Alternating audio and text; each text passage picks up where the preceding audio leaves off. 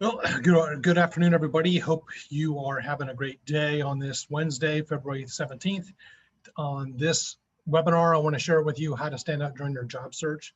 This is specific to, any type of job search you're going through. The examples I have are within the Portland market, but you can use these examples for whatever market you're in for your job search. So I'll begin with telling you a little bit about myself. So I'm here at VP at Anvil Media. I lead up business development as well as integrated marketing, email marketing, content marketing, branding, as well as recruiting. So I've been a main recruiter for the agencies I've worked at for about the past 15 years.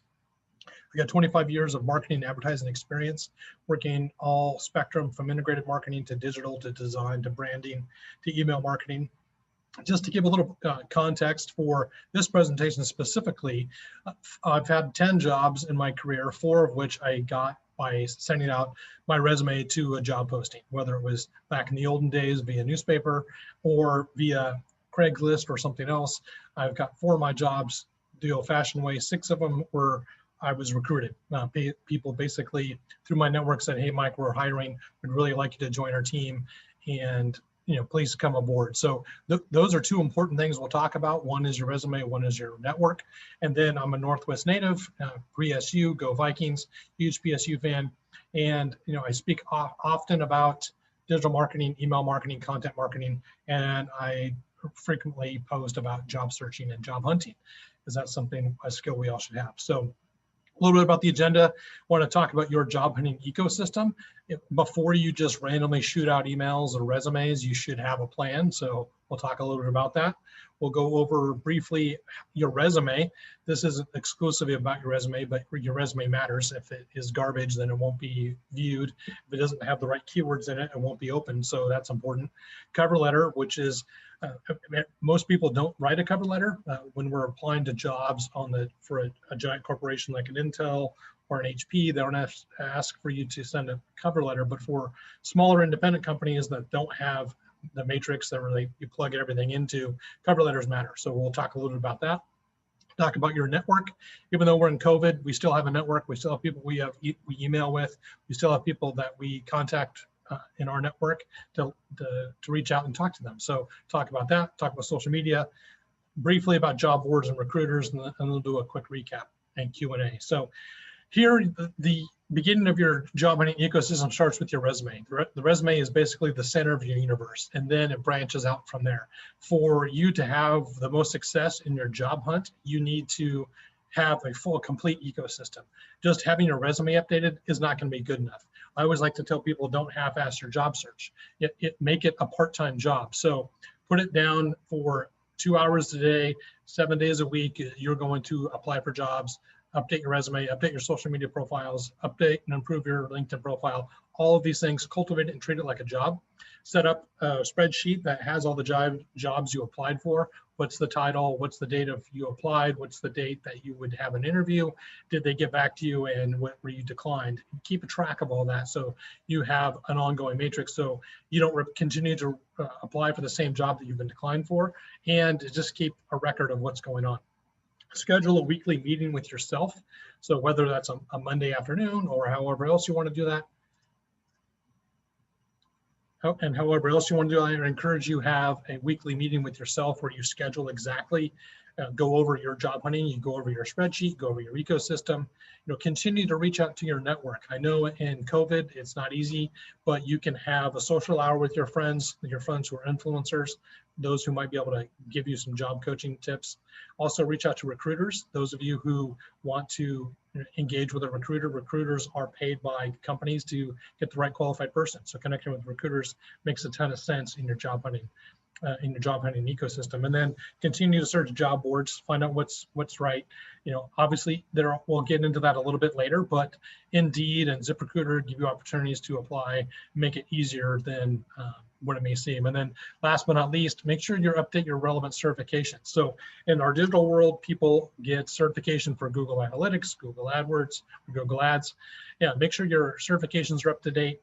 Now in the time of COVID, you have time to jump in a webinar and learn a bit about perhaps Salesforce or some other software platform that might be in the job that you're looking to be hired into.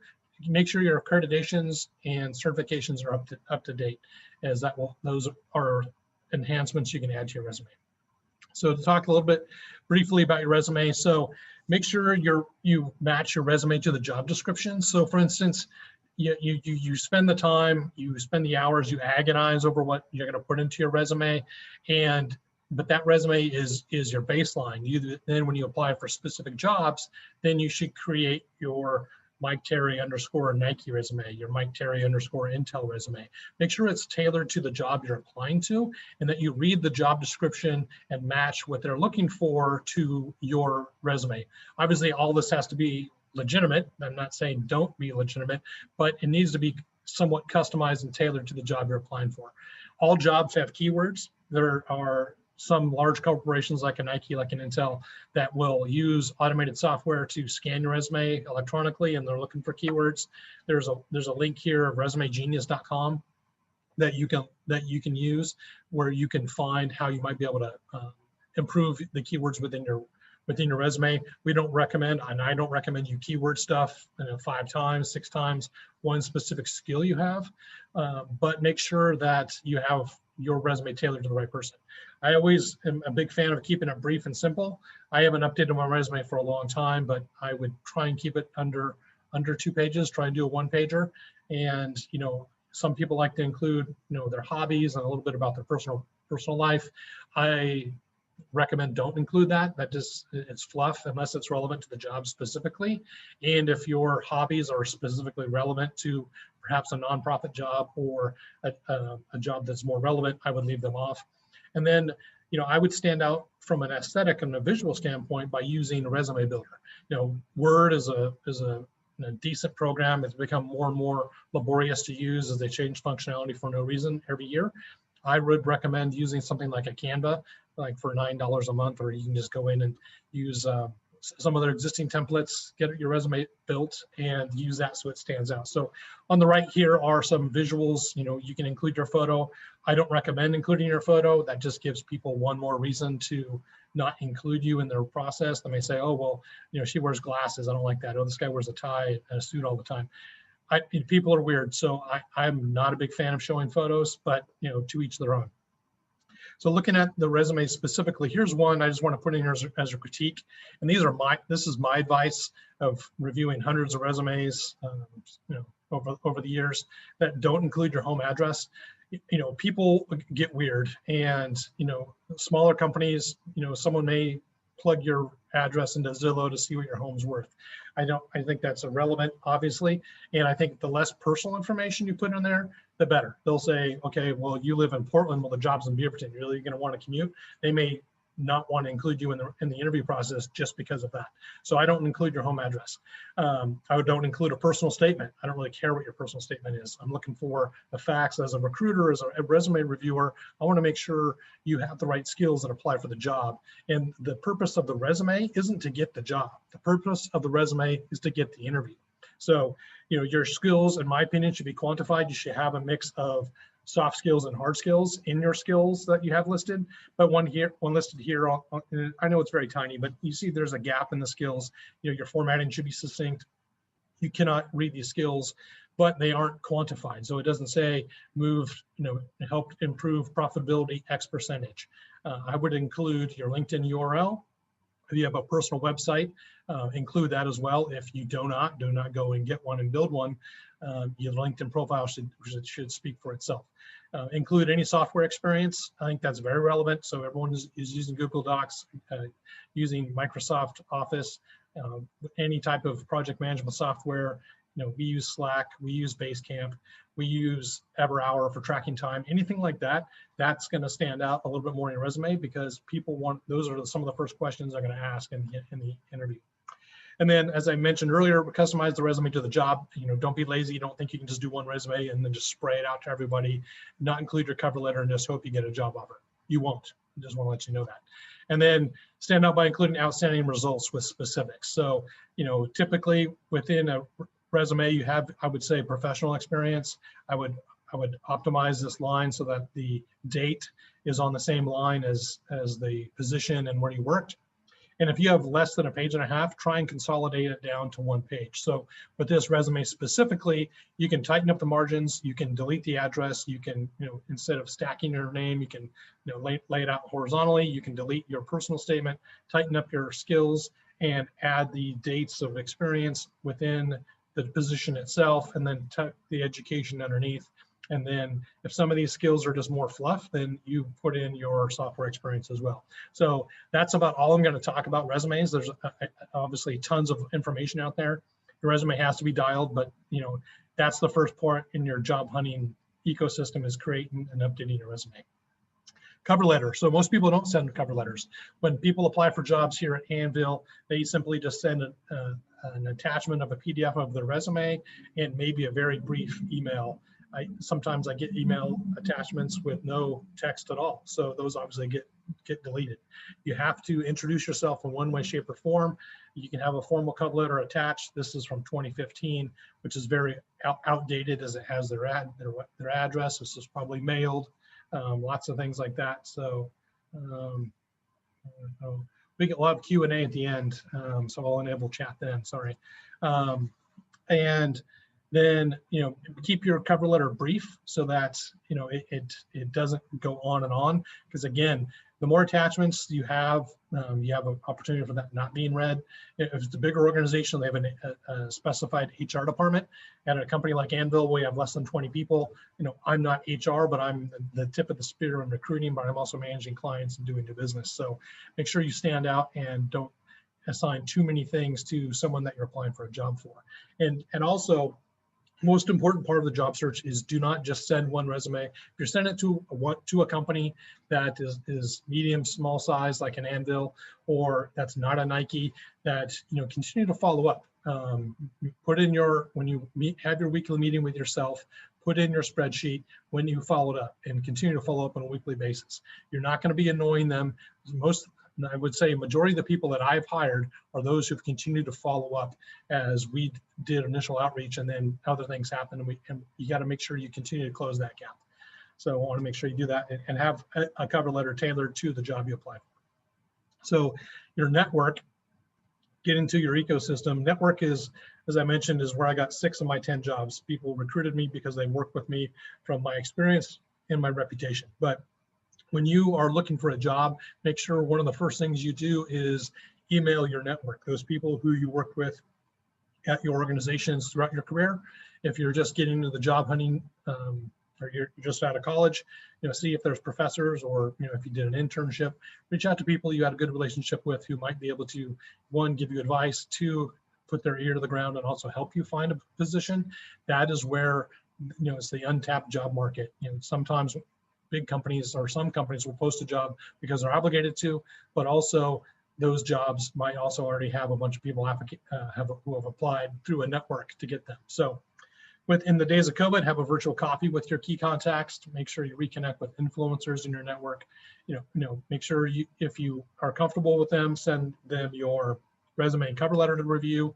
The more people you can put eyes on your resume, the better, just because you are you're going to look at it one way, your friends or your colleagues will look at it another way. And also, I would say your network is your number one source for finding a job.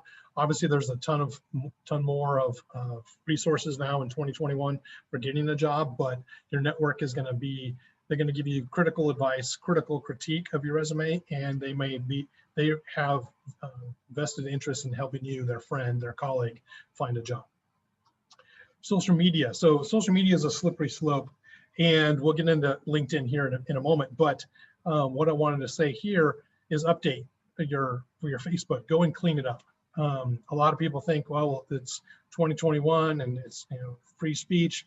That's all true, but when you're looking for a job, people are going to discriminate against you. The people are going to search your social media profile. So when you go for job hunting, clean up your Facebook. Most importantly, I would go and set your privacy settings to block public view. So when they Google Mike Terry and Facebook comes up, they may only get your profile picture. They can't go through your history of photos, your friends, your associations, what you're doing. It's a great social network, but it can be used against you. I would also remove any unflattering photos. These are just some photos I found on a Facebook search. these aren't something necessarily that are going to help you get that job. So they're going to just, clean you right out of the search for the job and kick you to the curb.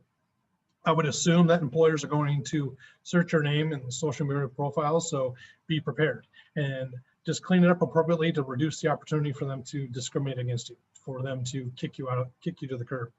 For Instagram, I would go private. You can go public or private, go private, and use a similar photo to what you may have on either your LinkedIn profile or your Facebook profile, so that people can see it. So keep your profile pic, as I just said, consistent across platforms. So if I'm not in the job hunt, but if I was, I have my Instagram private because I don't want to show that, I have a wife, I have 4 kids, I live in Vancouver.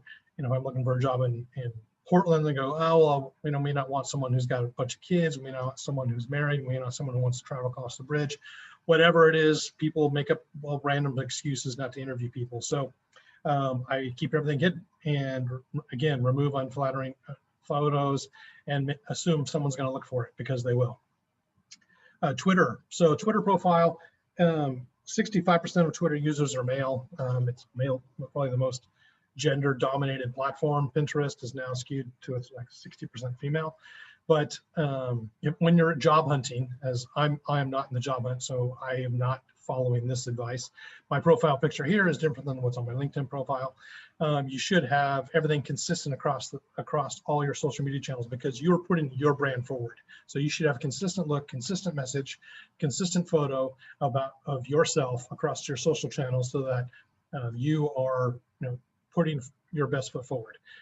Within the LinkedIn profile, you can put in, I would include a link to your LinkedIn, pardon me, this is Twitter. Include a link to your LinkedIn profile, which I have here. I link to our website, which is here, as a business development person. That's important. And then go through and delete any embarrassing tweets. You always see on TMZ or any of the other gossip channels or networks or whatever, everyone's getting busted for the dumb tweets they make. Make sure you don't have any in your history. So getting back to how to stand out in the job search and how to search, through Twitter, you can search via hashtags. So if you're in the Portland market, or in the Seattle market, or if you're in the Boise market, it would change these accordingly. But here in Portland, PDX jobs, hiring, hashtag jobs. Tim Butler's a recruiter whom I know at New Relic. Dylan Boyd has been in the network, or in the Portland market his whole career, but he's connected up and down the West Coast and frequently posts jobs. And Max List, if you aren't associated with them or recruit or sign up for their e-newsletter, I recommend it. They send out emails every week of anywhere from 75 to 100 and some odd jobs. And they all use the same hashtag, PDX jobs. So when you go into Twitter, and you don't have to have a Twitter account, if you go into Twitter, you can search these hashtags and then see whatever jobs may pop out. And you'll see that there is very low engagement, with all this stupid toggles popping up here on Zoom. You can't see it, but there's no engagement on this Max List. This was from yesterday. There's no engagement from Tim Butler's. There's only 6 likes on Dylan Boyd's, and all of them have several thousand followers. So it's, and Twitter isn't the only channel these jobs are going out on, but it shows you that in this channel, there's not a lot of people looking for those jobs. It's just another opportunity to go and look for jobs via Twitter, some that you may not come across on Indeed or ZipRecruiter or some of the others. And so in the Portland market here, if you're on Twitter, here's some handles to follow. Obviously PDX Mindshare, I mentioned Max List. These are all here. Looking at PDX Pipeline, they're focusing on jobs. They also focus on culture here in Portland, but with COVID, that's all kind of cut down, obviously. Pride Staff of Portland also has lots of jobs that they have posted all the time. And also Silicon Florist has jobs. So this is just a handful that I've garnered from the last week or so of preparing for this presentation, but you can follow them on Twitter, and if you search for those hashtags, and then again, if you hold that weekly meeting, say it's Mondays at 6 o'clock with yourself, you can go through and search through Twitter for any of these jobs that you can then potentially apply for. So again, make sure your job search is like a part-time job, and you look through it methodically and follow up with it consistently, and you will get hired. You will get that job that you're looking for. So LinkedIn, we'll go into this a little bit. So LinkedIn, when you go to your profile and you click on your profile specifically, this is private to me. So this is to me. They say my LinkedIn Profiles All-Star. Everyone has a level of profile strength on LinkedIn. So I encourage you and recommend that you go and look at your LinkedIn profile for your own view and see what indication does LinkedIn give you. Do they say you're beginner, intermediate, advanced, expert, or all-star? And make sure, and then identify what level is your profile. If your level is all-star, then move on. You don't need to worry about LinkedIn. If it's expert or advanced, you might need a little work. So get it going into that a little bit. The stats, obviously, I think LinkedIn is probably the most powerful tool that you can use within your own social network to get a job. You can do easy apply through the jobs functionality on LinkedIn. And if you've already built your resume, got your peers to review your resume, you feel like it's pretty bulletproof, then you can then apply fairly easily through LinkedIn. Everybody's on it, but only 3 million users of the 610 share content weekly. So if you want to stand out in your career field, you want to stand out in job application, share content. Ideally, it would be original content that you are blogging, or maybe it's a video, or maybe it's a podcast. It could even be articles that you may have come across as you are researching for a project or for a client or for whatever might be applicable in your career. I frequently share posts from Fast Company that are work related, and also social media posts or original content that I create. So identify what level your profile is, and then go look and consider sharing content that'll make you stand out. So I got 3 steps here to improve your profile. One is make sure you have a current photo that's reflective of who you are professionally. I don't wear a suit and tie at work, but when I have to, sometimes I have Midwest clients or other presentations, I have to dress up. So I included that headshot. I typically wear a collared shirt here in Portland and jeans, but when I'm meeting with clients, I dress up. Also for your background photo, a lot of people here, half of those are blue, which are the standard LinkedIn template. The other half are some type of scenery or land or cityscape, which is great. But I recommend, as I've read through other sources, show a photo of you in action. You presenting, you speaking, you leading, something that shows that you are beyond just this static person, and so your resume can tell a story, your LinkedIn profile can tell a story, but they always say a picture's worth 1,000 words. Find a relevant photo of you presenting, or you engaging however or whomever you do in your profession, and put that as your photo. And you see here, this one here, it's not the greatest. It was from Instagram that someone else took, but it's something that demonstrates that I frequently present to different audiences. Step 2 is write a compelling headline about yourself. So highlight unique selling proposition. This is not a headline, this is my bio, but I want to get into this just briefly so that in your LinkedIn bio, you're adding true and relevant keywords, and then that you are, talk about your core proficiencies as I did here. You can separate them with commas or periods, or I have dots, there's these lines, which again, this is kind of a keyword builder of the types of things that prospective clients may be looking for. So I have those in my background. I also talk about a little bit about more specifically about my background at Anvil. I don't talk about how long I've been doing this. So specifically for yourself, you should talk about how many years of experience, relevant experience that you have, and kind of talk about the soft skills and the hard skills that you've developed over the course of your career, and include them in your bio. But for your headline, make sure you have a compelling headline about yourself. Within your experience and summaries, a lot of people say I managed this, I created that. Those are fine and dandy, but those don't give a potential recruiter or an employer specifics. Everyone says they have managed this or created that, and they were integral in creating and making things successful. At the end of the day, by how much? Can you quantify it? If you can't quantify it, then you need to re-examine your summary of your skills to try and quantify it so that people will understand exactly what you've done. Because everybody else is saying they've managed this, they've created this, they've done this, they've done that, but they don't quantify it. They don't say they've increased something X%, or they made savings to the company X%. If you can quantify it, you're going to stand out not only in LinkedIn, but in all phases of your job search process. Also continue to drive home the value in previous jobs.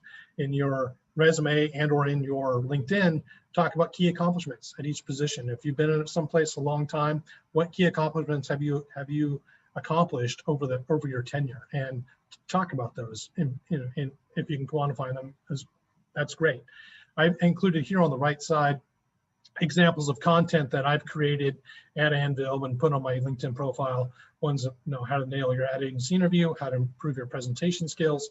If you have your original content, put that out there as well. And it's and I'm not getting a ton of engagement, but it shows that you go beyond just doing what may be your day-to-day job. You are developing some type of subject matter expertise, which will make you more valuable at your next position. So I'm going to talk briefly here about job boards. I want to get to Q&A here in a moment, but post your resume to the job boards. You can send it everywhere, but not all job boards are created equal. When I was looking for this graphic, I never heard of Job Rapido. I've never heard of Jora. Craigslist is always sketch. The Ladders is is something you have to pay for.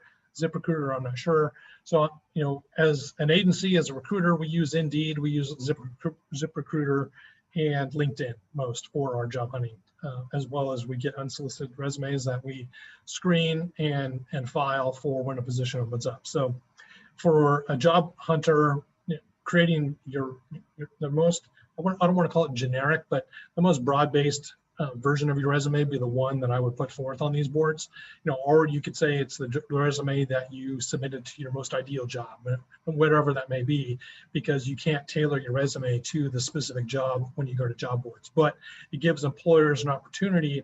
As an employer, we can go onto Indeed and look through resumes of people who have specific expertise, and then we pay a fee, and then we get the resume, and then we contact people directly. Same with ZipRecruiter. So it's a great job source. Monster.com back in the day was very useful, but now it's all about Indeed and ZipRecruiter. I'm not sure so much about Glassdoor, but if you hit a handful of these with your updated resume, that is going to create your opportunities for a job exponentially. Recruiters, just really briefly about recruiters. I know a handful of them. They are helpful. They get paid to place you within an organization. So, I Googled for this presentation, top recruiters in Portland. And so, this is the top 17 recruiting agencies here in Portland. Some of them have a specialty in different types of positions than others, but they're all worth considering. But they provide services to you, an applicant, that will review your resume, and they'll maybe provide you interview practice. Now in the world of COVID, if you have your own Zoom account, I would recommend that, maybe you have a friend do a Q&A mock interview with you on Zoom and record it and see how you react. Also, they can connect you to relevant companies, and as I mentioned, they get paid to place you somewhere. So that's an important part for recruiters. How to stand out, getting close here to wrap it up. So while you're job hunting, if this is in your wheelhouse, create relevant content. If you're not a good writer, or not comfortable writing, or want to be on camera, or do podcasts or design, if you're a creator of content that's relevant within your industry, continue to do it, or take a leap of faith and get into posting it and creating it and doing it. Not at the expense of maybe not getting that job you want, but we're all becoming subject matter expertise in one way, shape, or form. My teenagers are YouTubers. It's crazy how everyone shares information about themselves. Not all of it's relevant. Obviously, I want you to create relevant content to help you stand out in the job search, but it shows that you have initiative, shows that you have leadership, shows that you have expertise, all skills that employers are looking for. I would mention, in the time of COVID, earn relevant certifications. You have some time. We all learned how to make sourdough bread. We learned how to cut hair. We learned how to do these things during COVID. But what have we done during COVID to help us in our job search or help us with job hunting? Have we learned a new skill set? Have we learned a different software? Think about that, and I strongly encourage you to do that. Continue to read as many things as you can. When I say things, which is one of the words my English teacher always hated for us to say, is relevant industry topics about jobs you're looking for. Books that may give you inspiration, blogs that tell you timely information about your industry, what are industry trends, subscribe to e-newsletters to continue to, consume as much information you can about your job. So when someone brings you in, like, oh, what do you know about, Bitcoin? Random, right? Or, someone may ask you some random things within the interview. That's probably not going to happen. But the more you're up to speed within the vertical markets or within the industry, you're going to be a top candidate. As I mentioned, follow up with private companies. So when you apply to jobs through what I call the matrix, and they send you form letter after form letter, that's pretty much a one and done scenario unless you know someone specifically within that company. But private companies that are one-offs, two-offs, I would continue to follow up with them, send them warm emails. You can Google how to follow up with people on your job hunt, but what I would recommend, just continue to send, hi, friendly reminder, I applied for this position, can you give me an update? You continue to poke them, they will respond to you, and that will at least get eyes on your resume. And then when you get into the interview process itself, send a thank you email. Send a thank you card. Times of COVID, no, we're not interviewing anyone in person, but we've hired 2 people since COVID. Everything is virtual, but following up with a thank you goes a long way, because a majority of people don't do it. I'd say 95% of job applicants who go to the interview do not send a thank you email. At least that's in my experience. So, time to get to the Q&A. I got your question here, Sarah. I have a couple questions. So. Yeah, you bet. I'll stop sharing. So yeah. Okay, so the first question. Well, first, great presentation. Thank you.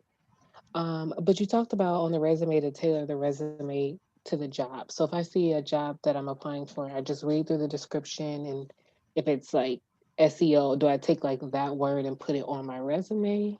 Well, it depends. It has to be more contextual. So for instance, say I don't know what type of career or job you're looking for, Sarah, but so I'm a marketing guy, ad guy, and if I applied for a product marketing manager job at HP, how could I make my marketing advertising experience come across in my resume? And so I would try to go through my Rolodex of those types of projects to say, okay, I've launched these brands, which is similar or like a product launch, and looking at the specific words that are in their job description, include that in part of my resume. It can't be too alien to what you're applying for. If you don't have SEO experience, like I know enough SEO knowledge to be dangerous, but I would never apply for an SEO job. And so make sure it's pretty close, not too far off, 10 degrees. It obviously needs to be accurate and applicable, but I've interviewed people who said, oh, well, I have lots of SEO experience, and that got them in, and their resume had that. We brought them in for an interview, and they actually didn't have any at all. But that sometimes happens. But make sure the words are relevant, and the copy can be, and it's as tailored as you can be. But most importantly, it's got to be truthful. Gotcha. So like for my current position, like I'm a sales assistant. So I do want to get into the field of marketing too as well. So like, do I change the wording within my sales description part of my resume, or would you say like add it to maybe an intro? Like, I guess I struggle with where do I add the words from the description onto my resume? Well, in your specific case, what type of jobs are you applying for? Are you applying for sales jobs as well, or marketing specifically? Entry level marketing and branding. Okay. That's what I'm looking for. What I would talk about in your experience as a sales assistant, what have you done in your background that's helped bring in the type of job or the type of company that you're wanting to work with? So for instance, when I had coordinator roles in my past, I would say my work led to bringing in 5 new clients in 1 quarter, or trying to quantify that, because to me, your sales assistants may not be completely transferable to what a branding is, but those results are. You got results. So as a sales assistant, you helped the sales leads close 10%, 30% more leads, or try and quantify that, because one, nobody else is doing that, because they say, oh, I manage this, or I created, they're using vague words. But if you use specifics and talk about the increases that your company garnered because of your experience, that's going to tell the story. And because they're going to say, okay, well, Sarah, you worked as a sales assistant. Well, how are you going to help us in a brand capacity. Like, well, I'm a results-driven individual. This is how I supported XYZ. This is how I'll take the same type of methodology and approach to this job. I'm totally ad-libbing here on the spot. No, yeah, it's helpful. Yeah. But it would be, again, that's why I'm a huge proponent of quantify as much information as you can and get that peer review of your resume, because when people, like the resume I showed in the presentation, it was someone else. They're trying to get into a marketing job. I'm like, but you have to, they're like, oh, I just did HR and I did operations. I'm like, well, but how much money did you save the company annually? What else did you do? Did you decrease turnover because of your HR skills? Those are important things to employers and the companies. So try and look through your resume and your experience through the lens of how are you going to benefit that organization? How are you going to benefit that company? Gotcha. Okay, so that was definitely very helpful. So you talked about like not putting your address on your resume. Now I am based in Cleveland, Ohio, but at this point I'm willing to like relocate for a job.